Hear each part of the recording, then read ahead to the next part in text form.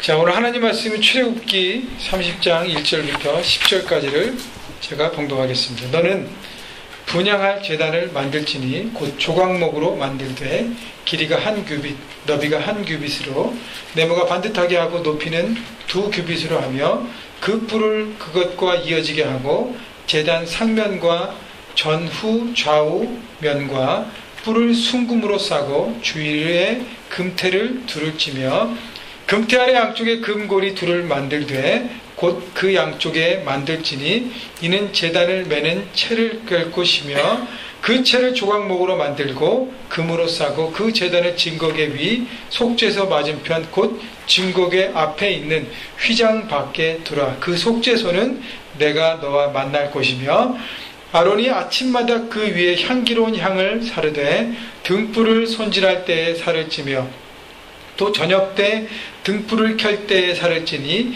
이 향은 너희가 대대로 여호와 앞에 끊지 못할지며 너희는 그 위에 다른 향을 사르지 말며 번제나 소제를 드리지 말며 전제에 술을 붓지 말며 아론이 1년에 한 번씩 이 향단불을 위하여 속죄하되 속죄제의 피로 1년에 한 번씩 대대로 속죄할지니라. 이 제단은 여호와께 지극히 거룩하니라. 아멘. 자, 지난주에 이어 성막 두 번째 시간입니다. 자, 우리가 움직이는 성막, 움직이는 성전으로 어떻게 살아가야 될 것인가. 지난주 말씀을 잠깐 정리하고 오늘 말씀으로 들어가려고 합니다. 자, 하나님께서 이스라엘 백성들을 출애굽시키셔서 광야로 이끄셨습니다. 자, 애굽에서 이스라엘 백성들은 노예였어요. 그래서 노예로 고생하고 고통받고 있던 이스라엘 백성들을 하나님 건지셔서 광야로 이끄신 다음에 하나님의 백성으로 삼아주셨습니다. 그래서 하나님의 백성이기 때문에 언약을 주셔서 특별한 관계를 맺으십니다. 그리고 언약 백성, 하나님의 백성으로 어떻게 살아야 될 것인가를 가르쳐 주시는 삶의 기준을 말씀하신 것이 십계명이고 그 외 여러 가지 계명을 주십니다. 자, 그리고 난 다음에 성막을 만들라고 말씀하세요. 자, 그런데 지난주 말씀 출애굽기 25장에 보면 성막은 하나님이 거하실 성소라고 얘기했습니다. 성막은 하나님의 임재의 장소이기에 하나님과의 만남, 교제의 장소라고 말씀하시는 것이, 이 뜻은 하나님의 이스라엘 백성들의 삶에서 가장 중요한 것이 하나님과의 만남, 교제인 것을 이 성막 제작이라고, 성막 제작을 말씀하심으로 보여주십니다. 자, 이스라엘 백성들이 광야에서 이동할 때나 머물러 있을 때나 그들 캠프의 가장 중심에 뭐가 있었다고요? 성막이 있었어요. 성막을 만들고 너희들 중심에 둬라. 그리고 성막을 중심으로 12지파를 배치했습니다. 그래서 머물러 있을 때나 그리고 이동할 때도 마찬가지예요. 이동할 때도 성막의 중심에서 이동하고 12지파를 그 주위에 배치해서 배치에 맞게끔 이동했습니다. 다시 얘기하면 성막이, 하나님과의 만남이 하나님의 백성에서의 삶의 가장 중심이라는 것입니다. 하나님과의 만남을 삶의 중심에 두는 성막 중심의 삶을 강조하고 있습니다. 자, 신약에 보면 사도 바울이 성막의 삶을 이렇게 가리킵니다. 고린도전서 3장 16절 17절에 너희가 하나님의 성전인 것과 하나님의 성령이 너희 안에 거하시는 것을 알지 못하느냐. 누구든지 하나님의 성전을 더럽히면 하나님이 그 사람을 멸하시리라. 하나님의 성전은 거룩하니 너희도 그러하니라. 사도 바울은 그리스도인 각 사람이 움직이는 하나님의 성전이라고 말씀하셨어요. 이스라엘 백성들이 움직이는 성막을 메고 다니면서 어디든지 하나님과 동행했듯이 우리가 움직이는 성전이 되어서 하나님과 동행한 삶을 살라고 얘기하고 있는 것입니다. 여러분, 하나님은 특정 공간, 예배하는 이 예배하는 공간에만 계시는 것이 아니에요.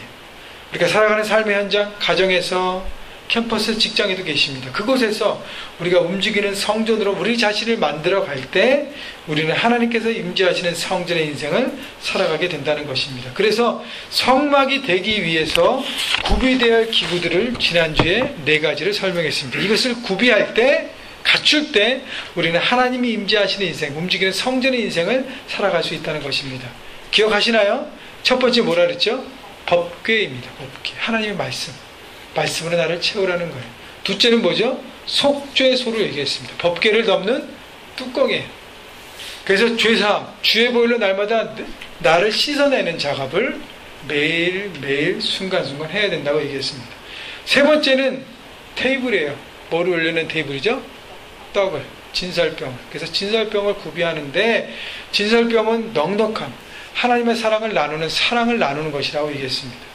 그래서 내가 좋아하는 사람만 사랑하지 않고 내가 싫어하고 내가 힘들어하는 모든 사람도 내가 품고 사랑해야 될 대상이라고 얘기했습니다. 그리고 마지막 네 번째는 등잔대를 얘기했어요. 늘 주님의 빛을 비추는 등잔대. 그래서 내 삶에 주님의 빛을 비추어야 한다. 성령 하나님의 조명하심을 늘 비추어서 내가 말씀을 깨닫고 하나님의 뜻을 깨닫고 하나님의 마음을 깨달아야 된다라고 얘기했습니다. 자, 지난주에 네 가지 얘기했는데 오늘 한 가지를 더 플러스 알파로 나눕니다. 자, 출애굽기 30장에 보면 한 가지가 더 소개되는데 30장 1절을 볼까요? 본문 1절. 우리 같이 한번 읽어볼까요? 같은 목소리로 시작. 너는 분향할 제단을 만들지니 곧 조각목으로 만들되. 뭘 만들으라고요? 분향할 제단. 그 분향할 제단을 줄여서 뭐라 그러죠?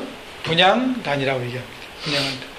자, 분향단은 뭐 하는 곳인가? 7절을 한번 보세요. 아론이 아침마다 그 위에 향기로운 향을 사르되 등불을 손질할 때에 살을 치며. 자, 향기로운 향을 분향단 위에서 향을 피워서 올려야 된다고 얘기하고 있습니다.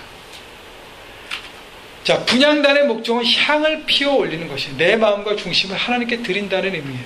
그렇다면 우리에게 분향단의 의미는 무엇일까요? 요한계시록 5장 8절에 보면 그 답을 우리에게 줍니다. 책을 취하시되 내 생물과 24당노들이 어린 양 앞에서 엎드려 각각 검은 고와 향이 가득한 금대접을 가졌으니 이 향은 성도들의 기도들이라. 향이 뭐라고요? 성도의 기도라고 얘기했습니다. 분향단에서 피우는 향들이 우리가 드리는 기도라는 것입니다. 우리가 하나님 앞에 임재하는 인생, 움직이는 성막과 걸어다니는 성전을 살아가기 위해서 구비되어야 할 것 중에 하나가 뭐냐면 바로 기도라는 것입니다. 기도로 내 삶을 채워야 한다는 것입니다. 자, 그렇다면 오늘 하나님께서 임재하신 성전의 삶을 살기 위해서 내가 어떻게 기도해야 걸어다니는 성전, 움직이는 성전으로 내가 있는 모든 곳곳 하나님의 임재를 경험하고 그렇게 살아갈 것인가? 오늘 크게 두 가지를 통해서 말씀을 나누려고 합니다. 첫째, 우리가 어떻게 기도해야 하나님께서 임재하시는 인생은 될 것인가? 첫째는 기도가 체질화되어야 된다는 것입니다. 체질화된 기도를 드리라는 거예요. 기도가 어떻게 된다고요? 체질화되어야 된다는 것입니다. 4절 볼까요? 오늘 보면 4절 봅니다. 금태 아래 양쪽에 금고리 둘을 만들 때 곧 그 양쪽에 만들지니 이는 제단을 매는 채를 꿰 것이며 그 채를 조각목으로 만들고 금으로 싸고. 자, 분향단을 만드는데 양쪽 코너에 뭘 만들라고요? 고리를 만들어야 합니다. 고리를 만들고 그 다음에 거기에 뭘 끼라고요? 긴 채, 막대기를 만들고 그 막대기를 금으로 싼 다음에 그거를 막대기를 고리에 끼라는 것입니다.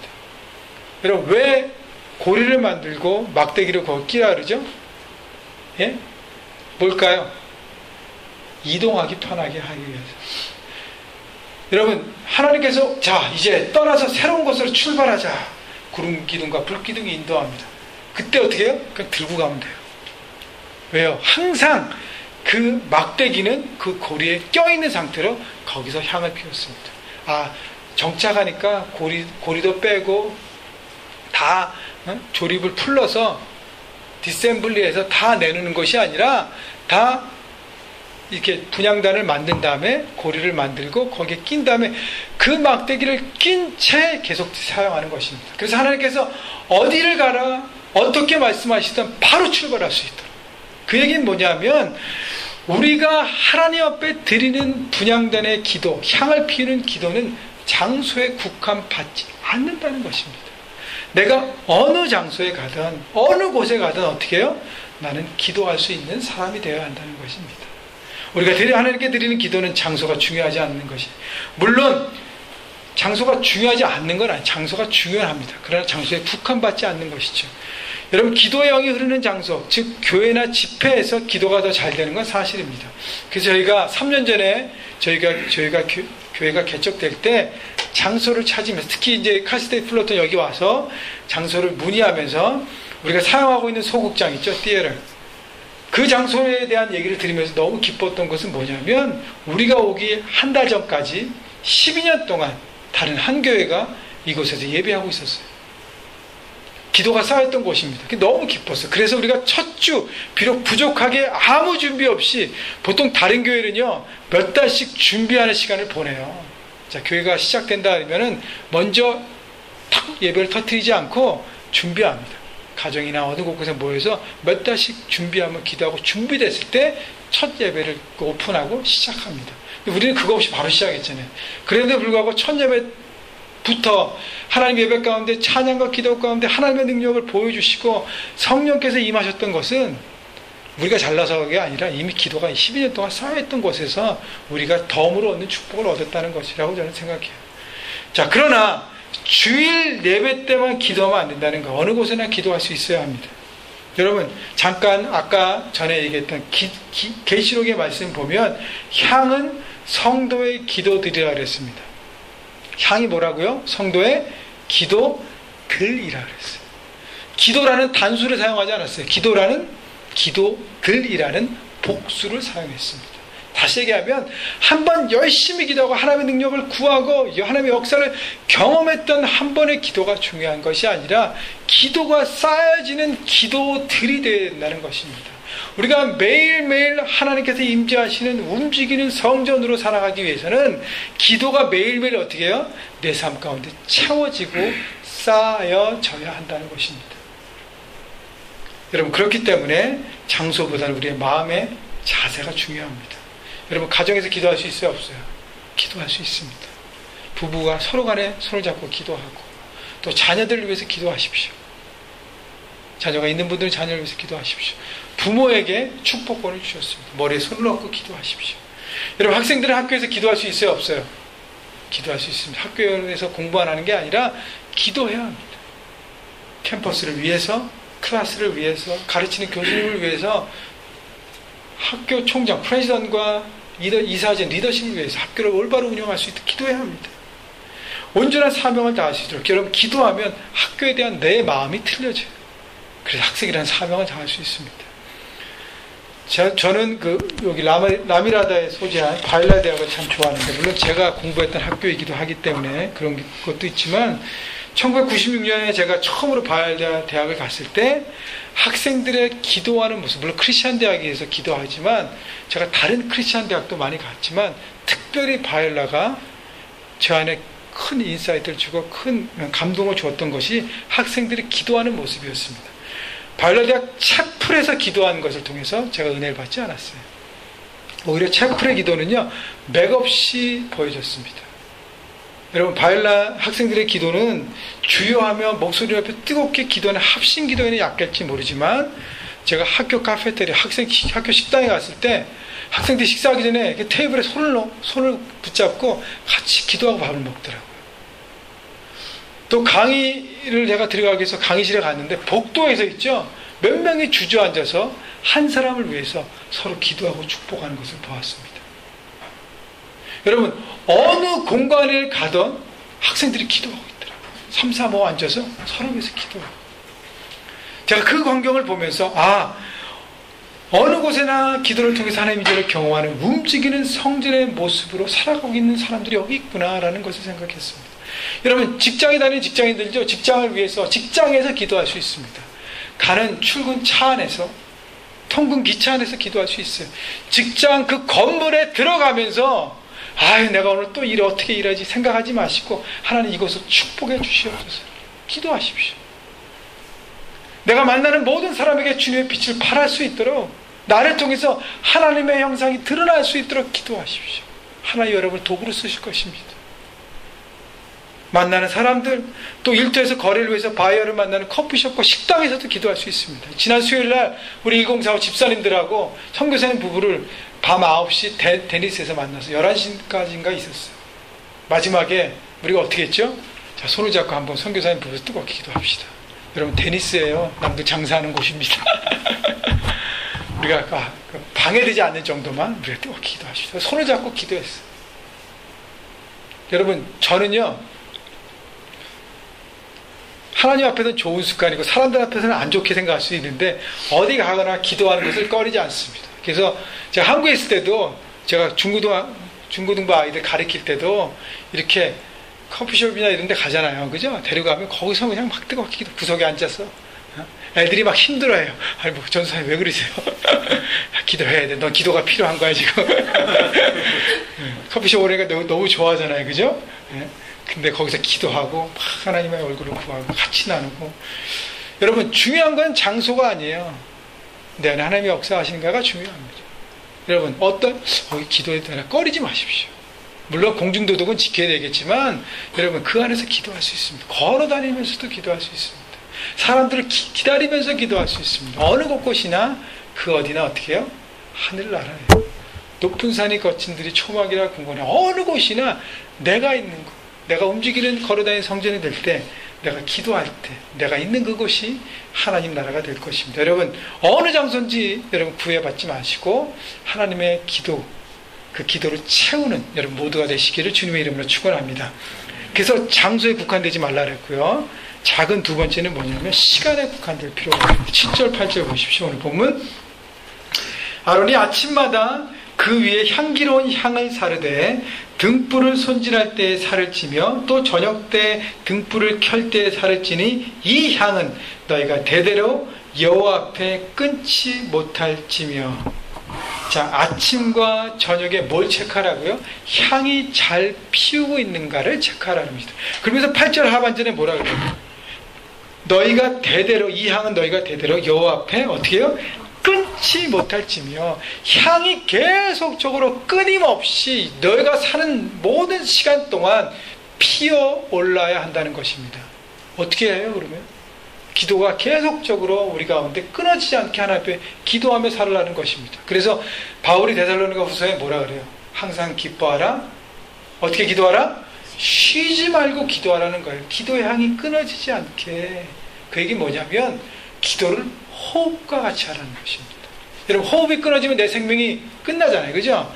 기도를 우리가 영적인 호흡으로 생각하고 계속적으로 쉬어갈 때 우리의 영혼이 건강하게 생명 있게 살아갈 것이고 그리고 성장할 것입니다.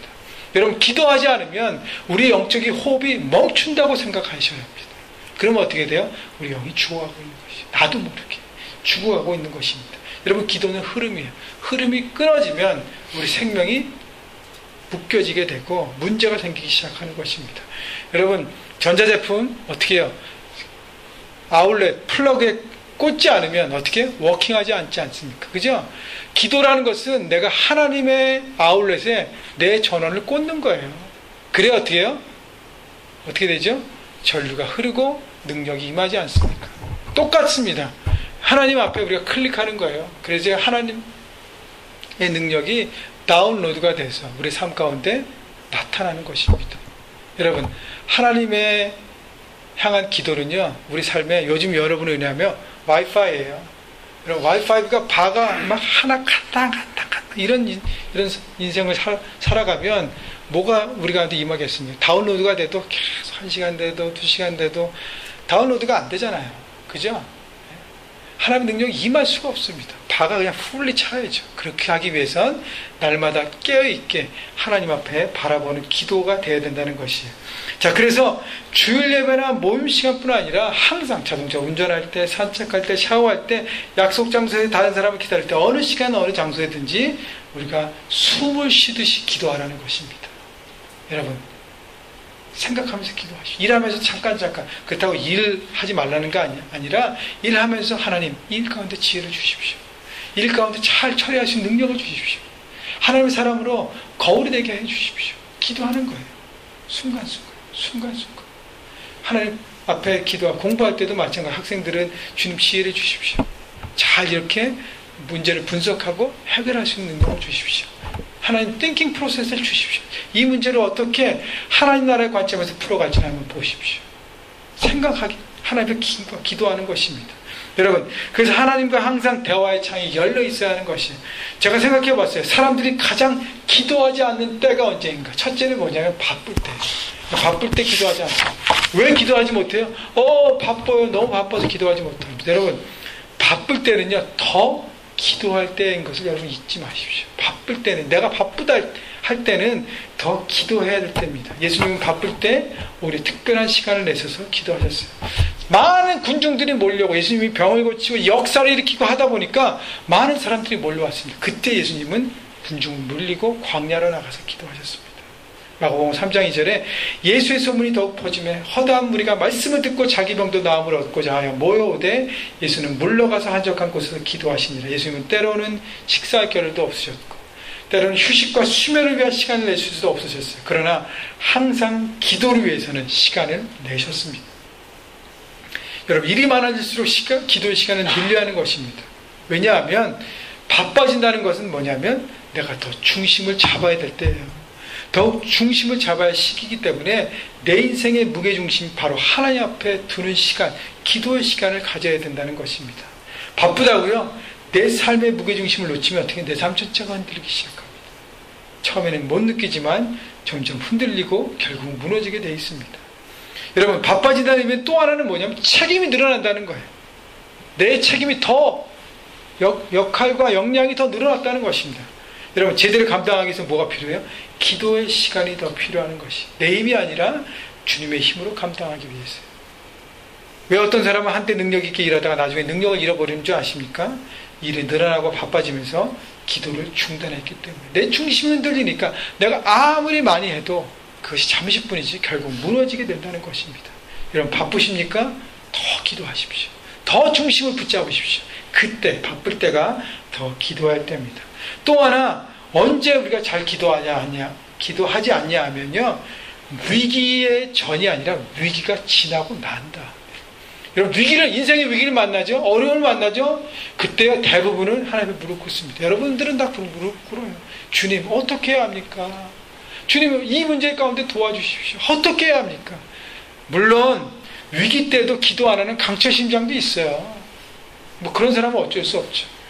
근데요, 중요한 것은 위기 때 기도한 다음에 하나님께서 위기를 통과하게 하시고 그 난 다음에요, 많은 사람 그 다음에는 기도의 자리를 떠납니다. 마치 자기 때문에 극복한 양 기도의 자리를 떠나요. 그렇기 때문에 영적인 실력이 자라지 않습니다. 항상 그 자리예요. 왜냐하면 위기를 돌파하는 기도만 하는 인생이거든요. 문제만 터지면 기도하고 해결받고, 문제만 터지면 해결받고 기도하고 해결받고, 영적으로 자랄 시간이 없습니다. 중요한 것은 해결된 다음 그때부터가 더 기도할 때예요. 기도가 쌓여져야 하는 것입니다. 여러분, 예수님께서는 5,000명을 먹이셨을 때 많은 사람들이 예수님을 왕으로 모시려고 했어요. 그때 위기가 찾아온 것이죠. 그죠? 내가 잘못하면 하나님을 앞서가는 사람들. 그때 군중을 보내시고 산으로 조용히 올라가서 뭐 하셨냐면 오랜 시간 동안 기도하셨어요. 이렇기 때문에 예수님은 계속적으로 승리할 수 있었다는 것입니다. 여러분, 인생에 큰 사건을 앞두고 기도하기는 쉬워도 그 사건이 지나간 후에는 별로 기도하지 않는다고 얘기했습니다. 큰 사건이 지나간 후에, 어려움을 통과한 후에, 일이 다 마친 후에 기도하는 삶의 습관을 만드십시오. 어쩌면 더 그 일이 터지기 전보다 더 중요한 것이 큰 일을 이룬 다음 기도하면 앞으로 더 큰 일들을 이룰 수 있기 때문인 것입니다. 여러분, 축복의 때에 기도하면 어떻게 해요? 축복이 연장됩니다. 고통의 때, 고난의 때 기도하면 고난이 통과가 됩니다. 다시 한번 말씀드립니다. 고난의 때 기도하면 고난이 통과할 수 있는 능력을 주십니다. 곧 축복의 때 기도하면 어떻게 해요? 축복이 연장된다는 것입니다. 잊지 마십시오. 축복의 때 기도하십시오. 여러분 가운데 혹시 지금 문제가 없이 너무 기쁜 삶을 살고 있습니까? 지금이 더 기도할 때 하나님 이 감사합니다. 하나님의 뜻 가운데 지속적으로 살고 순종하게 해주십시오. 지금이 더 기도할 때인 것입니다. 여러분, 그때 계속적으로 하나님의 능력이 내 삶 가운데 임한다는 걸 잊지 마시고요, 더 겸손히 주님 앞에 나와서 기도하고 하나님의 영광을 구하는 인생이 되십시오. 그러므로 항상 기도 모드에 살아가는 삶을 살아가야 하는 것입니다. 삶이 기도가 되어야 되고요, 기도가 삶이 되어야 합니다. 그래서 언제나 어디 오신지 기도를 통하여 여러분의 인생의 기도를 쌓으십시오. 그 기도를 쌓는 것을 통해서 하나님이 임재하시는 성전의 삶을 살아가시기를 주님의 이름으로 축원합니다. 자, 크게 두 번째는요, 첫 번째는 기도가 삶의 체질화가 되어야 된다 그랬고요, 두 번째는 올바른 기도를 드려야 합니다. 9절 보겠습니다. 오늘 본문 9절. 너희는 그 위에 다른 양을 사르지 말며 번제나 소제를 드리지 말며 전제술을 붓지 말며. 너희는 그 위에 뭘 사르지 말라고요? 다른 향을 사르지 말라는 거예요. 분향단에서 향을 피우는데 하나님께서 지정하신, 말씀하신 그 향을 피워야지 내 멋대로 내가 원하는 향을 피우지 말라는 것입니다. 여기서 말하는 다르다는 뜻은 히브리어 원문에 보면 이상한, 이방의라는 뜻이에요. 즉 하나님께서 지정하신 제조법으로 만든 향이 아닌 모든 것을 얘기하고 있습니다. 레위기 10장에 가보면 아론의 아들 나답과 아비후가요, 하나님께서 지정하지 않은 다른 불을 담아서 여호와 앞에 분향했습니다. 향을 피웠습니다. 그때 어떻게 됐죠? 그 불이 나답과 아비후를 그 자리에서 삼켜버려서 그 자리에서 그 두 사람은 제사장임에도 불구하고 그 자리에서 죽어버렸습니다. 뭐 때문에요? 하나님께서 원하시지 않는 다른 방법으로 자기 멋대로 예배했다는 것입니다. 멋대로 기도한 것입니다. 여러분, 다른 향을 피우지 말라는 것은 뭐냐면 나답과 아비후가 자신의 뜻과 생각과 욕심이 덮어서 하나님 말씀을 무시했던 것처럼 하나님께서 말씀하신 기도가 아닌 내 중심의 이기적인 기도, 나의 육적인 것만을 채우기 위한 기도, 잘못된 기도를 드리지 말라고 얘기하는 것입니다. 많은 사람들이 기도라는 포장 속에서 자기의 뜻과 생각을 내려놓지 않습니다. 고집 피우면서 하나님 이거 해결해 주세요. 이거 주세요. 달라는 기도가 중심되어 있습니다. 여러분 왜 그럴까요? 마태복음 6장 8절에 그러므로 저희를 본받지 말라. 구하기 전에 너희에게 있어야 할 것을 하나님 너희 아버지께서 아시느니라. 자, 하나님께서 우리가 구하기 전에 우리가 있어야 될 모든 것을 아신다 그랬어요? 모르신다 그랬어요? 아신다고 말씀하셨어요. 그런데 사람들이 이것을 믿지 않습니다. 하나님 모르실 거예요. 일방적으로 하나님 앞에 내가 필요한 것만 통보하고 기도가 끝입니다. 하나님께서 말씀하신 시간을 주시지 않아요. 하나님 이거 필요하고 저거 필요하고. 여러분 이것만 위해서 기도하면 하루에 5분만 기도하면 기도할 더 이상 할 게 없어요. 여러분 필요한 거 쭉 리스트 아무리 읽어도요 5분이면 다 땡입니다. 그죠? 그 기도는 땡이에요. 그러나 하나님은 우리의 필요를 다 아신다고 말씀하십니다. 그러기에 우리의 기도는 이 수준을 넘어야 한다는 것입니다. 내 필요를 구하는 기도를 출발할 수 있겠지만 거기를 넘어서 하나님께서 내게 무엇을 원하시는지를 듣는 기도가 필요하다는 거예요. 하나님 지금 내게 무엇을 말씀하십니까? 내 삶에 지금 무엇을 원하시는가? 내 삶에 어떤 결정을 하기를 원하시는가? 내 삶에 어떤 선택을 하고 어떤 사람을 만나고 어떤 일을 하고 어떤 공부를 하기를 원하시는가를 듣고 나가라는 것입니다. 그 기도를 드려야 한다는 것입니다. 여러분 청년 사울이 다메섹으로 가는 길에 주님을 만났어요. 태양보다 더 밝은 빛으로 주님이 다가오셔서 눈이 멀었습니다. 그 자리에 꼭 부러지면 눈이 멀었어요. 그래서 사람들이 이끌려서 유다라는 집에, 다메섹의 집에 가서 머뭅니다. 3일 동안요 앞을 보지 못했어요. 눈이 감긴 채 있었습니다.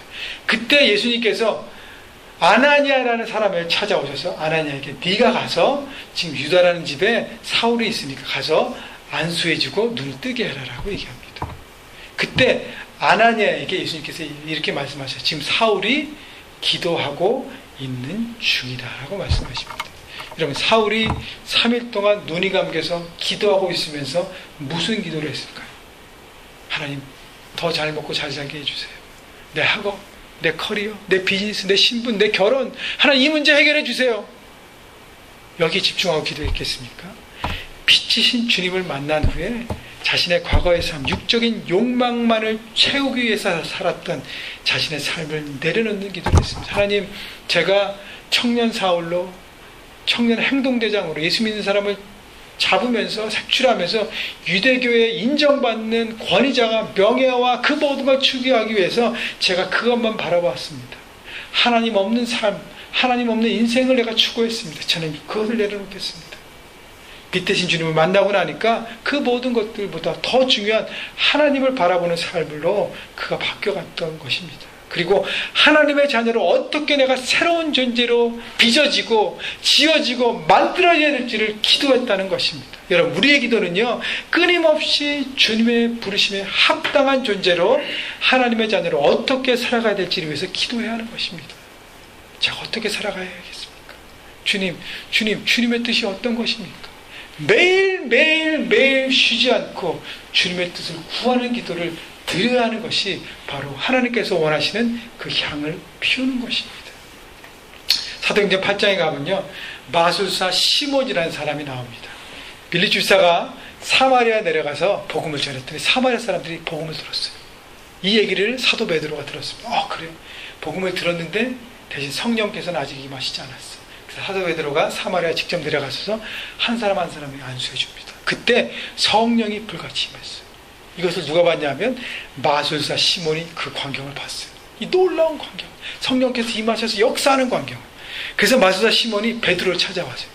그래서 자기 지갑을 꺼내면서 돈을 주면서 베드로에게 그 능력을 좀 팔아줘, 나도 좀 할 수 있게끔 라고 얘기합니다.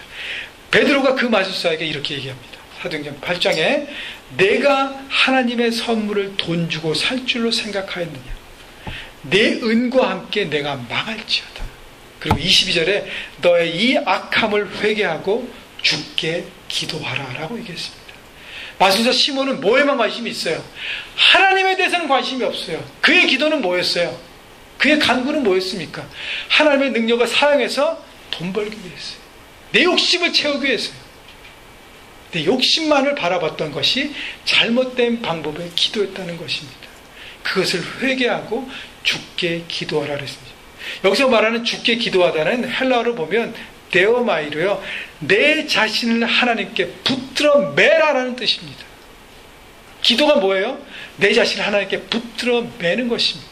하나님 앞에 붙들 인생이 됐을 때 뭘로 붙듭니까? 하나님 말씀으로, 하나님의 마음으로, 하나님의 생각으로, 주님의 음성에 내 자신을 붙들어 맬 때 어떻게 우리도 마술사처럼 내 욕망을 위해서 하나님을 사용하는 잘못된 방법의 기도를 드리지 않는다는 것입니다. 여러분, 그렇기 때문에 올바른 기도는요, 내 입술을 통해서 나오는 것도 중요하지만 하나님의 음성을 들어야 하는 것입니다. 하나님 어떻게 들어요? 하나님 직접 음성으로 말씀하시면 아니에요. 우리 기도 가운데 우리 마음의 내면으로 주님께서 말씀하십니다. 생각하게 하십니다. 그래서요, 여러분, 처음에는 우리가 육을 깨기 위해서 소리 지르면서 하나님 앞에 간구하지만 기도가 깊어지면서는 어떻게 해요? 내 소리를 접고 주님 말씀하여 주시옵소서 라고 듣는 시간으로 나가는 것입니다. 여러분, 그렇기 때문에 이렇게 듣는 기도의 사람만이 자신의 마음대로 하나님을 움직이려고 하지 않고 항상 하나님의 뜻에 자신을 맞추려고 하는 인생을 살아가는 것입니다.